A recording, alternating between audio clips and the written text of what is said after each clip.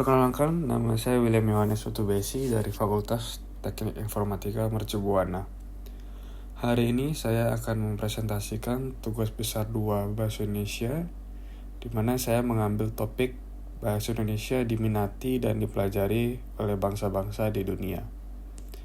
Judul PowerPoint saya yaitu Bahasa Indonesia A Gateway to the World for International Student, atau Bahasa Indonesia sebagai pintu gerbang dunia bagi mahasiswa internasional. Tahukah Anda bahwa bahasa Indonesia kini dipelajari di lebih dari 52 negara di dunia? Mari kita eksplorasi fenomena menarik ini bersama-sama. Presentasi hari ini akan membahas 6 poin utama. Yang pertama, kita akan melihat latar belakang posisi bahasa Indonesia di dunia. Kedua, minat global yang terus meningkat terhadap bahasa kita. Kemudian ketiga, sebaran program bahasa Indonesia di berbagai negara. Keempat, berbagai manfaat yang diperoleh mahasiswa internasional. Kelima, tantangan yang dihadapi beserta solusinya. Keenam, dan yang terakhir adalah dampak global dari pembelajaran bahasa Indonesia itu sendiri. Latar belakang. Mari kita mulai dengan latar belakang bahasa Indonesia yang memiliki posisi sangat strategis di dunia. Sebagai bahasa resmi di 4 negara ASEAN, yaitu Indonesia, Malaysia, Brunei, dan juga Singapura, bahasa Indonesia menjadi jembatan komunikasi penting di kawasan Asia Tenggara. Yang lebih membanggakan lagi, bahasa Indonesia menempati peringkat ke-10 bahasa yang paling banyak digunakan di dunia dengan lebih dari 270 juta penutur. Ini menempatkan bahasa Indonesia atau bahasa kita setara dengan bahasa-bahasa besar dunia seperti bahasa Jepang dan juga Jerman. Dari segi ekonomi, Indonesia adalah ekonomi terbesar ke-16 di dunia. Ini bukan angka yang sepele, tetapi sebuah negara memiliki kekuatan ekonomi yang besar. Bahasa nasionalnya juga secara otomatis menjadi lebih relevan untuk perdagangan, investasi, dan juga kerjasama internasional. Indonesia juga berperan sebagai pintu gerbang Asia Tenggara dengan posisi geografis yang strategis di antara 2 samudra dan 2 benua. Kemudian Indonesia menjadi hubungan penting untuk aktivitas ekonomi dan juga budaya di kawasan tersebut. Mengapa topik tentang ini begitu penting? Ada 3 alasan utama. Yang pertama ialah minat global terhadap bahasa Indonesia yang terus meningkat secara signifikan. Yang kedua, bahasa Indonesia berperan penting dalam diplomasi budaya Indonesia. Dan yang ketiga, ada kebutuhan komunikasi internasional yang semakin meningkat di era globalisasi ini. Kemudian terkait minat global, sekarang mari kita lihat data statistik yang menunjukkan betapa pesatnya minat global terhadap bahasa Indonesia. Data terbaru menunjukkan angka yang sangat menggembirakan, di mana lebih dari 52 negara di seluruh dunia kini mengajarkan bahasa Indonesia melalui program formal maupun informal. Bayangkan, dari 193 negara anggota PBB, lebih dari seperempatnya mengajarkan bahasa kita. Tidak hanya itu, terdapat lebih dari 150 institusi pendidikan di luar negeri yang secara resmi menawarkan program BIPA atau Bahasa Indonesia untuk penutur asing.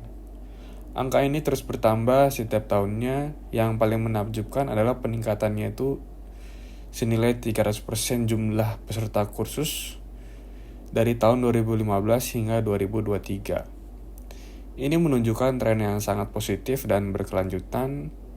Kemudian apa sih yang mendorong minat global ini? Ada 4 faktor utama. Yang pertama, adanya pertumbuhan ekonomi budaya. Yang pertama adalah pertumbuhan ekonomi Indonesia yang konsisten dan menjanjikan. Yang kedua, daya tarik budaya pop Indonesia yang semakin mendunia, mulai dari musik, film hingga kuliner. Dan yang ketiga, program beasiswa pemerintah Indonesia yang semakin agresif dalam menarik mahasiswa internasional. Dan yang keempat, bom pariwisata yang membuat banyak orang ingin memahami budaya dan bahasa lokal Indonesia. Kemudian sebaran program yang ada di berbagai macam dunia. Mari kita lihat sebaran program BIPA di seluruh dunia itu distribusinya cukup merata di berbagai kawasan yang menunjukkan bahwa minat terhadap bahasa Indonesia bersifat global, bukan regional semata. Seperti di kawasan Asia Pasifik, terdapat 25 negara yang mengajarkan bahasa Indonesia. Negara-negara seperti Australia, Jepang, Korea Selatan, dan juga Thailand memiliki program BIPA yang sangat maju. Australia National University dan Waseda University di Jepang bahkan memiliki program studi Indonesia yang sangat komprehensif. Di Eropa, ada 15 negara yang telah membuka program bahasa Indonesia. Di antaranya ada Jerman, Belanda, Inggris, dan Prancis yang menjadi pelopor dengan program-program unggulan di universitas bergengsi seperti Leiden University di Belanda dan Hamburg University di Jerman. Kawasan Amerika tidak ketinggalan dengan 8 negara yang mengajarkan bahasa Indonesia, di mana ada Amerika Serikat, Kanada, dan juga Brasil yang memiliki program yang cukup established, di mana Ohio University dan University of Toronto bahkan menawarkan program studi Indonesia hingga tingkat pasca sarjana.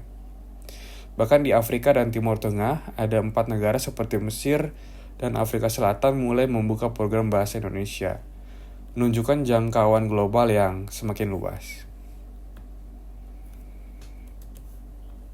Lalu, apa manfaat konkret yang diperoleh mahasiswa internasional ketika mempelajari bahasa Indonesia? Manfaatnya dapat dikategorikan menjadi 3 aspek utama.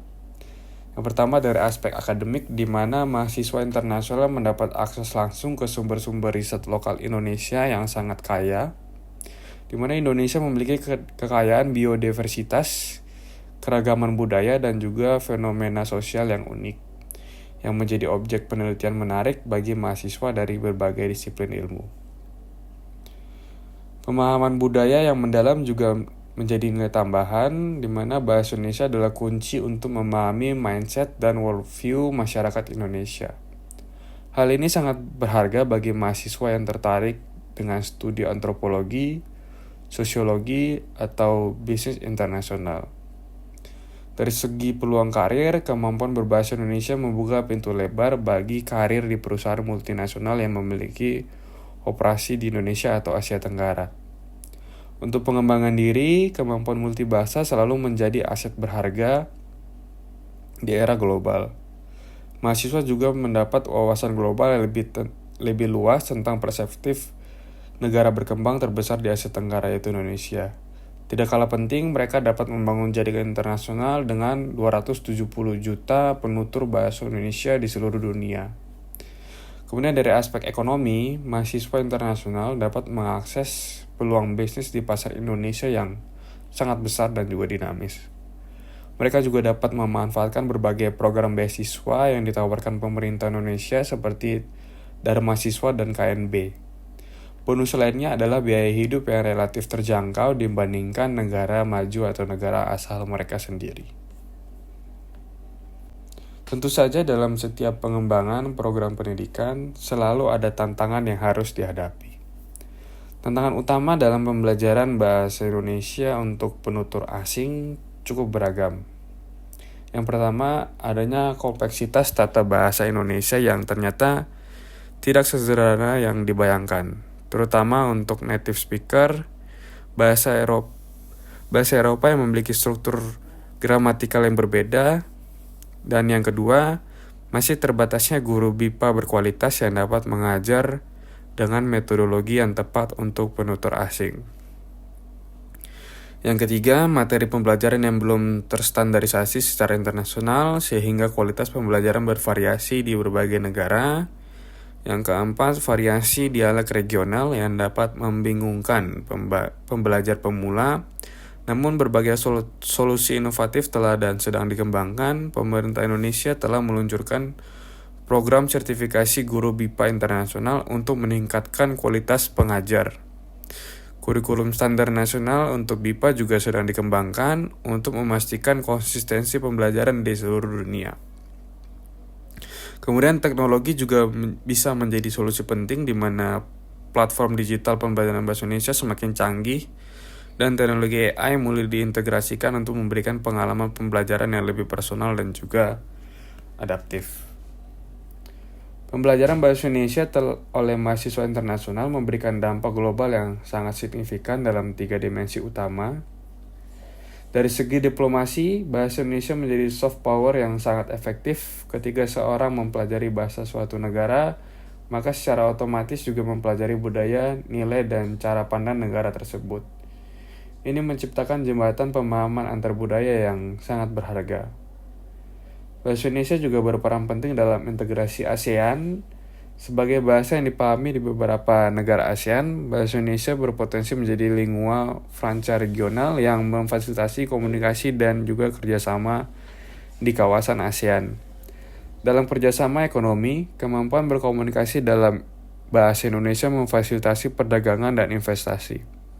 Investor asing yang memahami bahasa lokal cenderung lebih berhasil dalam berbisnis. Kemudian sektor pariwisata juga mendapat manfaat dari guide dan tenaga hospitality yang multibahasa.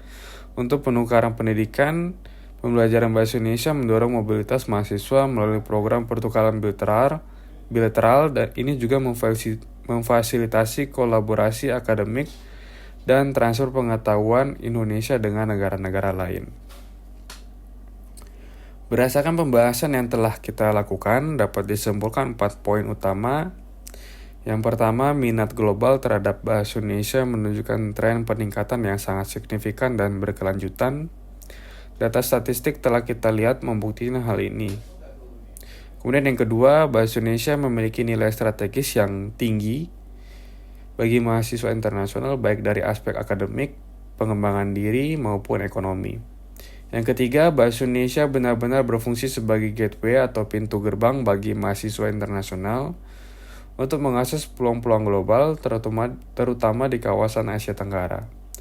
Yang keempat, tren pembelajaran ini menunjukkan pertumbuhan yang berkelanjutan dan sustainable, di mana didukung oleh berbagai faktor pendorong yang saling memperkuat. Dari analisis ini, saya mengajukan beberapa rekomendasi untuk pemerintah, di mana perlu memperluas program beasiswa internasional, mempercepat standarisasi kurikulum BIPA, dan meningkatkan investasi dalam teknologi pembelajaran digital. Untuk institusi pendidikan, diperlukan pengembangan program dual degree dengan universitas luar negeri, meningkatkan kualitas pengajar BIPA melalui pelatihan berkelanjutan, dan penciptaan lingkungan pembelajaran yang imersif dan juga engaging.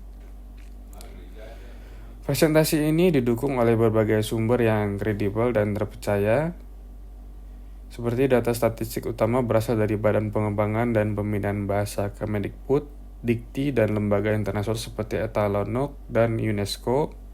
Kemudian analisis mendalam mengacu pada karya akademis dari Crystal tahun 2022 tentang masa depan bahasa Indonesia dalam konteks global. Evaluasi program BIPA dan Universitas Indonesia dan laporan ekonomi dari World Bank yang mengaitkan perkembangan ekonomi dengan pendidikan bahasa. Sebagai penutup, saya ingin menekankan bahwa bahasa Indonesia bukan hanya alat komunikasi tetapi juga jembatan peradaban. Ketika mahasiswa internasional mempelajari bahasa kita, mereka tidak hanya belajar vokabulari dan grammar, tetapi juga mempelajari jiwa bangsa Indonesia. Ini adalah kesempatan emas bagi Indonesia untuk memproyeksikan soft power-nya ke dunia. Mari kita dukung bersama perkembangan program BIPA agar bahasa Indonesia semakin dikenal dan dihargai di kancah internasional. Terima kasih atas perhatiannya. Demikian yang dapat saya presentasikan untuk tugas besar bahasa Indonesia kali ini.